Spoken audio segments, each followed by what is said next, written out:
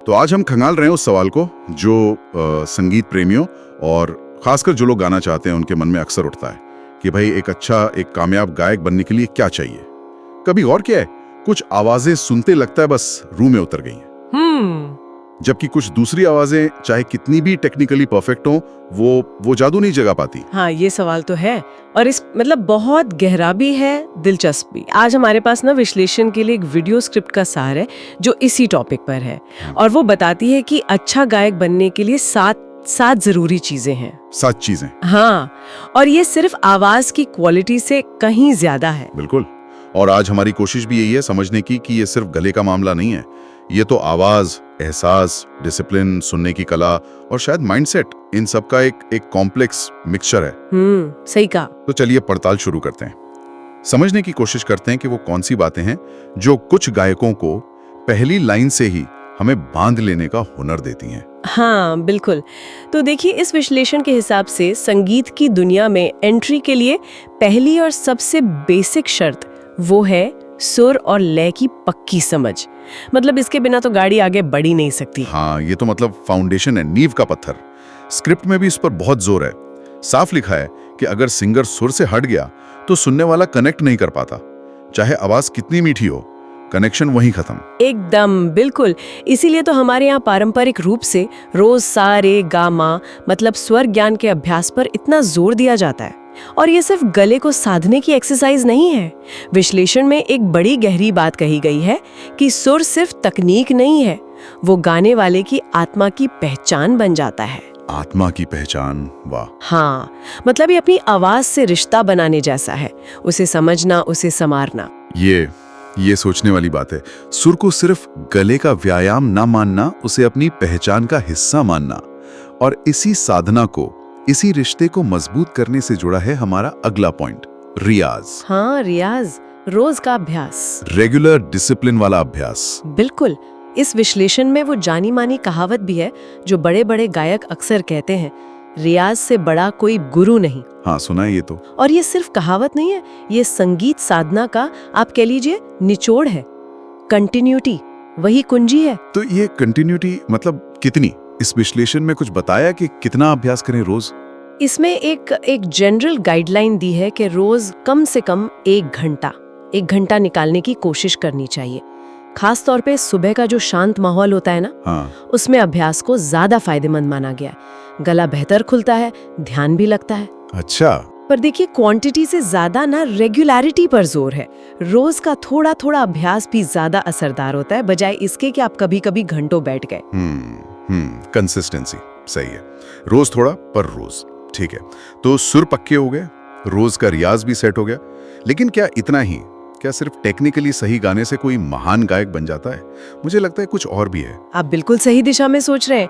तीसरा और शायद सबसे जरूरी एलिमेंट जो एक गायक को सिर्फ गायक नहीं कलाकार बनाता है, वो है गाने में फील डालना, एहसास। फील, हाँ। ये सिर्फ शब्दों को सही सुर और ताल में बोलने की बात नहीं है। ये उन शब्दों के पीछे जो इमोशन है, जो कहानी है, जो भावना है, उसे महसूस करना और फिर आवाज के जरिए ऑडियंस तक पहुंचाना। हाँ, ये वो चीज है जो सीधे दिल पे लगती है। जब कोई सिंगर गाने का दर्द या खुशी या तड़प सच में फील करके गाता है ना, हाँ, तो वो एहसास सुनने वाले तक पहुंचता है। स्क्रिप्ट में भी यही कहा है कि हर गाने की अपनी कहानी है, अपना मूड है। बिल्कुल। और सिंगर का काम है उस कहानी का हिस्सा बनना, उसे जीना। और इसी का नतीजा होता है वो सच्चाई जिसकी बात विश्लेषण में की गई है। जब सिंगर दिल से, एहसास से गाता है तो सुनने वाले को आवाज में एक ईमानदारी लगती है, एक ऑथेंटिसिटी। और यही ऑथेंटिसिटी सिंगर और सुनने वाले के बीच वो एक अनदेखा इमोशनल कनेक्शन बनाती है। सही कहा। बिना एहसास के गायकी बस एक मैकेनिकल काम रह जाती है, उसमें जान नहीं होती। वो इमोशनल कनेक्शन शायद वही है जो हमें कुछ गायकों का फैन बना देता है। अच्छा, तो सुर, रियाज और एहसास, ये 3 पिलर हो गए। अब आगे विश्लेषण कहता है कि सुनने की आदत भी बहुत जरूरी है। ये थोड़ा अजीब नहीं? गायक बनने के लिए सुनना क्यों जरूरी है? ये चौथा पॉइंट है और अजीब बिल्कुल नहीं, बल्कि बहुत जरूरी है। एक अच्छा गायक बनने की राह में एक जरूरी पड़ाव है एक अच्छा श्रोता बनना। और ये सिर्फ एंटरटेनमेंट के लिए सुनना नहीं है।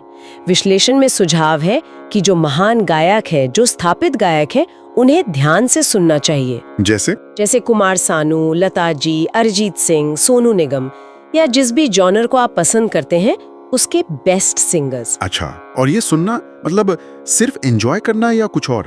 ये एनालिटिकल लिसनिंग होनी चाहिए, बारीकी से सुनना, ध्यान देना कि वो सिंगर सांस कहाँ ले रहा है, किन शब्दों पे वजन दे रहा है, आवाज का उतार चढ़ाव यानी डायनामिक्स कैसे ला रहा है। अच्छा, हाँ। इमोशंस को एक्सप्रेस करने के लिए वो अपनी आवाज को कैसे मॉड्यूलेट कर रहा है। स्क्रिप्ट इसे कहती है सीखने की पहली सीढ़ी। दूसरों की बारीकियों को समझने से ना अपनी कला को बेहतर करने की इंस्पिरेशन और डायरेक्शन दोनों मिलती है। यानी दूसरों के तजुर्बे और टेक्निक से सीखना। ये बात समझ आती है। इससे अपनी गायकी को सुधारने के नए आइडियाज मिल सकते हैं। ठीक है, तो ये हो गया सुनना। अब आते हैं एक ऐसे पहलू पर जो कई बार टैलेंट को भी रोक देता है, कॉन्फिडेंस। हाँ, आत्मविश्वास, पांचवा बिंदु। ये एक साइकोलॉजिकल फैक्टर है, पर सिंगिंग पे इसका डायरेक्ट असर पड़ता है और विश्लेषण भी मानता है कि ये एक कॉमन प्रॉब्लम है।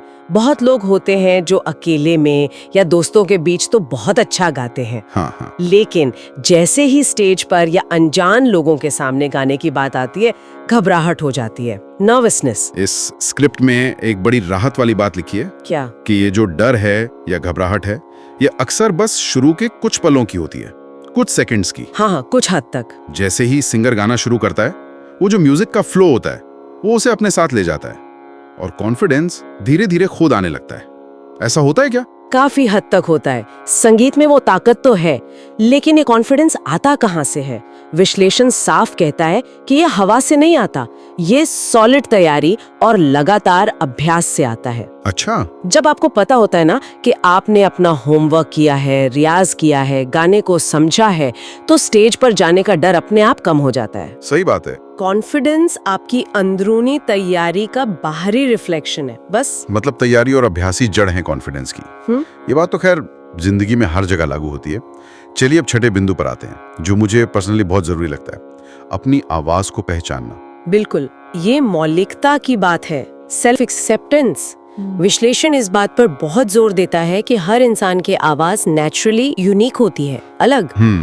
किसी की आवाज में पैदाइशी मिठास होती है, किसी की आवाज में खास तरह का भारीपन या दर्द, किसी की ऊंचे सुरों में चमकती है। और इसमें सबसे बड़ी सलाह क्या है कि दूसरों की नकल ना करें। एग्जैक्टली, खासकर अपने फेवरेट सिंगर्स की हूबहू कॉपी करने से बचें। अक्सर नए सिंगर्स ये गलती करते हैं, पर विश्लेषण कहता है कि अपनी असली ओरिजिनल आवाज को ढूंढो, समझो और उसी को अपनी पहचान बनाओ। हाँ, वरना आप किसी की परछाई बनकर रह जाएंगे। बिल्कुल, नकल आपको पहचान नहीं दिला सकती। आपकी आवाज का टेक्सचर, उसकी रेंज, उसका नेचुरल इमोशनल कलर, वही आपकी यूएसपी है, यूनिक सेलिंग प्रपोजिशन।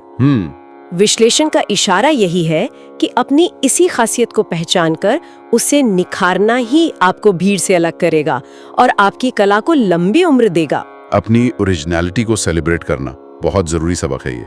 तो ये हो गए 6 पहलू: सुर, लय, रियाज, फील, सुनना, कॉन्फिडेंस और अपनी आवाज की पहचान। अब आता है 7वां और आखिरी बिंदु, जिसके बिना शायद ये सारी मेहनत अधूरी है। हाँ, और वो है सच्ची लगन और धैर्य, डेडिकेशन एंड पेशेंस। संगीत हो या कोई भी कला, ये एक साधना है, तपस्या। विश्लेषण साफ कहता है कि ये कोई मैगी नूडल्स नहीं है, 2 मिनट में तैयार। हाँ, सही। इसमें रातों रात सक्सेस की उम्मीद करना बेकार है। सही बात है।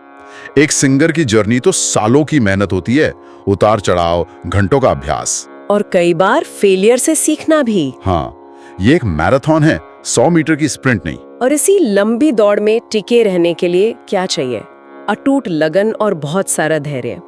विश्लेषण के मुताबिक सक्सेस का मंत्र यही है, हर दिन बस थोड़ा सा बेहतर बनने की कोशिश करते रहना, रोज थोड़ा इम्प्रूवमेंट। हाँ, छोटी छोटी जीतों को सेलिब्रेट करना और फेलियर से निराश होकर बैठ न जाना, ये एक मेंटल स्ट्रेंथ का भी टेस्ट है। तो अगर हम इन 7 पॉइंट्स को एक साथ देखें, सुर, लय, रेगुलर रियाज, फील से गाना, ध्यान से सुनना, कॉन्फिडेंस, अपनी आवाज को अपनाना और फिर लगन और धैर्य, तो तस्वीर एकदम साफ हो जाती है कि एक सफल गायक बनना कितना मल्टी डिमेंशनल प्रोसेस है। ये सिर्फ अच्छी आवाज होने से कहीं ज्यादा गहरी और बड़ी बात है। बिल्कुल, ये सारे एलिमेंट्स एक दूसरे से जुड़े हैं। इंटरकनेक्टेड हैं और मिलकर ही एक सिंगर को कंप्लीट बनाते हैं। कोई एक चीज अकेली काफी नहीं।